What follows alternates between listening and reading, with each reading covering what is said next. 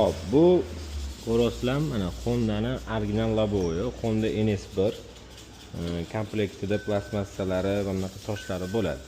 Hop, biz ustonovka qilib berayotgan logoyda ham xuddi shunaqa komplekt bo'ladi. Mana plastmassalari o'zida bo'ladi, pitaki toshlari o'zida bo'ladi.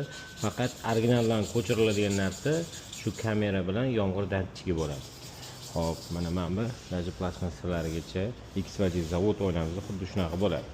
Hop, ko'chadagi Mercedesimizga 166 kuzov, unga ham xuddi shunaqa XYZ zavod oynasini qilib beryapmiz. Hop, bu yerda Kia Sportage ham.